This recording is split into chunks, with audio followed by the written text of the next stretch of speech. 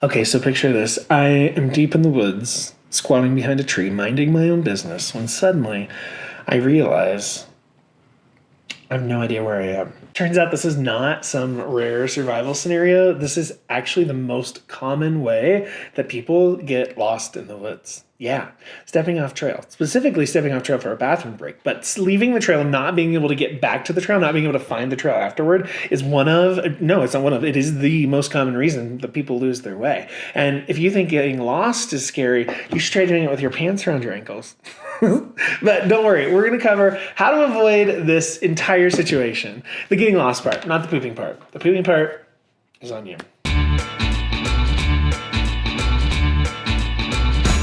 Hey y'all, I'm Jeffrey, and welcome to Trail Boss, a semi-helpful guide to conquering your backpacking fears. In this 9-part series, we are tackling the biggest fears keeping you from the trail so that you can get outside with confidence. I polled my audience of over 250,000 outdoor adventurers to find out if they were scared of backpacking, what were the top things. And this series is counting those down. Now, one of the biggest fears that I heard was getting lost. But what if you didn't have to navigate solo? And it makes sense. I mean, no one wants to be stranded in the woods, unsure of where they are. But here's the thing. Most people don't get lost because of some epic survival situation. And it's great TV, but in reality, they get lost because they're doing something really ordinary, like going off trail for a bathroom break. Now, before we dive in, grab my free ebook, Trail Boss, a semi-helpful guide to conquering your backpacking fears. It is packed with exclusive tips and strategies, everything included here and more that are going to go beyond what we cover in this video to give you a little extra confidence to tackle a trail. So click the link in the description, or you could just skip the stress entirely and let me handle everything by going on one of my group trips. They're fun. So click on the link in the description below if you would like to download, or just skip the stress entirely and just let me and my team handle everything. Go on one of my group trips. I host trips all over the world, and they're a pretty good time. We always have a good group. Maybe too much fun. Okay, let's talk navigation. Okay, so how do hikers get lost? The good news is most hikers don't ever get seriously lost. The bad news is it happens a little more often than you'd think. The most common ways that hikers get lost: leaving the trail, not being able to return to it, not being able to find it, taking an unmarked side trail to something like a water source or something like that and losing the trail, or walking too far off the trail to find a good bathroom spot. I know something about that. Or navigating in bad weather or with low visibility. One thing that can kind of surprisingly be absolutely terrifying is snow. The lightest dusting of snow can completely take away you can't see the trail. You can't tell where the trail is anymore. So bad weather, low visibility, fog, those can be things too. And honestly, just losing focus and just walking the wrong way. It happens so often. I mean, on my PCT through hike, do you know how often I missed a turn because I was talking? I don't know why I did that. I was never talking on the phone because I never had a reception, but because I was listening to a podcast or something like that, and I missed it. You know, FarOut, that's one thing. I don't even know if it's possible. I would love to have turn alerts, like a normal GPS driving app. That would be helpful if it would vibrate my wrist, my watch or something when I needed to turn. Anyway, that's not why we're here. So the reasons to respect this fear are obvious. I mean, it's easy to lose your sense of direction in a thick forest or exposed landscapes. And the thing is, if you are lost and you don't have a plan or you haven't been in this scenario before, panic can set in so fast. I made a whole video about it, so I'm going to give you the Cliff Notes version here. But on my PCT through hike, I got lost in the most ridiculous way. The time that I got lost, the only time I got lost to the point where I didn't know where I was and I was legitimately scared and worried, I got lost while pooping. And the worst part, it was completely avoidable. If I just left my backpack at the trail, or as I was walking away, had turned around to see what it looked like from that direction. I mean, lesson learned. always mark your exit point. I stepped off the trail. I walked a little too far for privacy. And when I finished, I turned around and just didn't visually have any clue where the trail was, and then walked in the wrong direction, which made me more lost. And then I walked in the wrong direction. It just kept compounding. And once I figured out where I wasn't that far from the trail, but I sure didn't know where it was. Nothing looked familiar. And for a brief moment, I started to panic, for sure. It was the first time maybe ever, or at least in a very long time, that I felt legitimately lost. I'm not going to get into the details, but it was more than just a temporary, I got lost, I don't know where the trail is, cute thing. I walked around for a while, legitimately unable to find the trail. So I eventually retraced my steps and found my way back. Actually, I didn't retrace my steps. My phone's GPS, for some reason, had completely shorted out, which should have been a fail-proof, but it's technology. You never know. And it wasn't working. And then it suddenly started working and told me exactly where I was. That's the only reason I got found. I'm not quite sure how things would have ended otherwise, but at the end of the day, it was fine. And lessons learned, I won't find myself in that situation again. So while it's definitely something to be cognizant of and to respect with some simple precautions, getting lost is totally preventable. Most trails are really well marked, and a little awareness goes a long way. And we also have such wild technology on us. So those are usually a fail-proof. The trick is just prevention. Always glancing back when you're leaving the trail, just so you know what it looks like when you're coming back, keeping track of major landmarks, making sure you have redundant maps, whether it be GPS and a physical map, just making sure you have multiple options. Those are all great ways to avoid that same situation. So if I were to distill my navigation tips down to help you not let this be a factor that keeps you from not going into the outdoors, here's the thing. You do not need to be a master navigator. You do need to know you need to have some basic tools and some basic know-how, but it's not rocket science. I think the first thing are the tools. And one great thing if you're on a thru hike or a longer trail is the FarOut app. I won't go into details, but it's incredible. It's great. It's indispensable. I don't know who could or would do a thru hike in 2025 without it.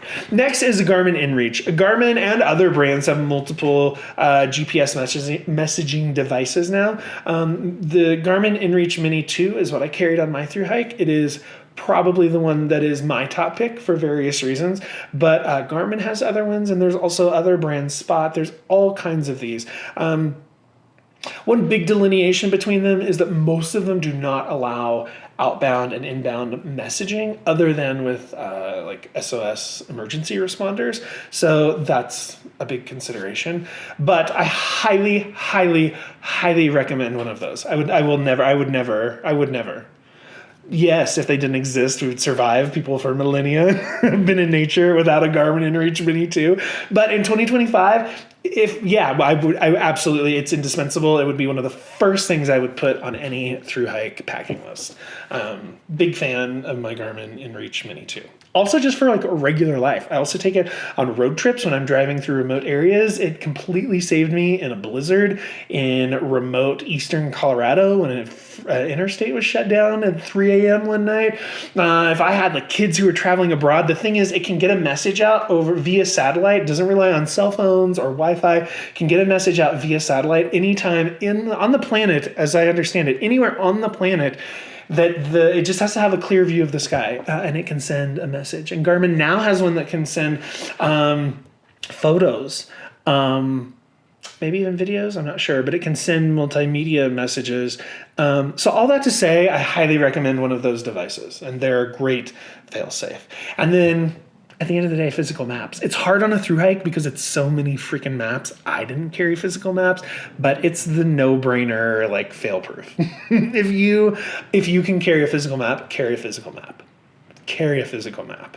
And a compass. I mean, it's old school, but at the end of the day, it's the best backup. You're probably not going to use them, but in a real emergency, they could quite literally save your life. So I recommend them. while I'm emphatically saying that this is a fear that you should absolutely respect, at the same time, it's not something that should keep you from the outside or that should make you panic. Because even if you lose the trail, if you have tools like this, like FarOut or like the inReach or a paper map, it's going to make getting back on track super easy. And most trails are super well marked, and navigation mistakes are pretty easy to fix typically. But simple habits like leaving a marker when you step off the trail to poop can make a really big difference. Okay, so worst case scenario, you do get lost. What do you do now? Hello. Hey, if you are sitting there thinking, oh, I want to travel more, I want to go on more adventures, come with me. I host trips around the world. We've been hiking in Patagonia. We went looking for the Northern Lights in Iceland, trekking in Nepal, camping in Banff, Canada, in the Canadian Rockies.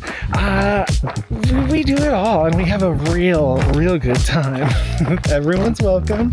And all the details for any current trips, just click that little bubble up in the top corner, or go to my website, jjb.life/travel. And we almost always make at least one group cringy TikTok. So come hang out with us. We're a real good time. So first and foremost, stop moving. Don't panic walk yourself deeper into the woods. Easy to say because that's basically what I did when I got lost pooping, but just stop and collect your thoughts. Next, check your tools. Get your FarOut app, get your maps out. What tools do you have that can give you any indication? Where is the sun? What time of day is it? These are all things that can help you figure out where you are, or start to figure out where you are before you make it worse by wandering all over the place. Next, retrace your steps if you can. If you just left the trail and you think you know where it is, I thought I knew where it was and it wasn't where it was, you've got to backtrack to your last known spot. But if you're not fairly certain of your last known spot, stay put. Next, looking for high ground is an option. If you are just absolutely, completely turned around, if you can just get to a high spot, it's going to give you a different view of the area, and you might be able to get your wits about you. And then next is the rule of threes. If you truly end up lost for hours, you have no tools to get you out of it, you don't know what to do, make a plan, find water, make shelter, and stay put until found. Everything that the Bird Girls would have told you. A few pro tips: if you leave the trail to poop, put something noticeable on the ground next to the trail, whether it's your backpack, a trekking pole, something that you're going to be able to see from at least like a moderate distance away. Next, always look behind you as you walk off trail. It's so strange how different landmarks and the forest can look returning from the way you came. So as you are leaving the trail, glance over your shoulder so that you know what it looks like. And if night falls, stay put. Wandering in the dark is always going to make things worse. Unless you see lights that are easily reachable and it makes sense to try to get to them, just stay put. Wandering in the dark is not going to help anything. So there you have it. Getting lost is a really legitimate fear, but as long as you've got the right tools, the mindset, a little preparedness, you can keep it from ruining any adventure. If you're loving this series and you want more tips on conquering your backpacking fears, check out the full list, the full Trail Boss playlist. The link is in the description below. And don't forget to download my free ebook that accompanies this series, Trail Boss, a semi-helpful guide to conquering your outdoor fears. It includes everything we talked about in this video, the other videos, as well as some additional helpful tips and tricks. And if you just want to make it as easy as possible and hike with me, let me do the navigating, check out my group trips. Spots are limited. We have a trip to Banff right now. It's almost full, but feel free to check it out and grab a spot if that sounds like your jam. But if not, I'm always announcing new trips. And we handle all the hard stuff so that you just have to show up, hike, have a good time. It's really great for people who want to live a more adventurous life, but don't have friends who want to join them or family. Come with us. We have a real good time. All right, I'll see you next time. Next time we're going to tackle wildlife fears. Bears, snakes, critters, All those critters that are scary, but won't kill you. Happy trails, y'all. Want to watch another video? Click here. Want to learn more about my upcoming trips? Click here. Want to subscribe and like all my videos and turn those bell notifications on?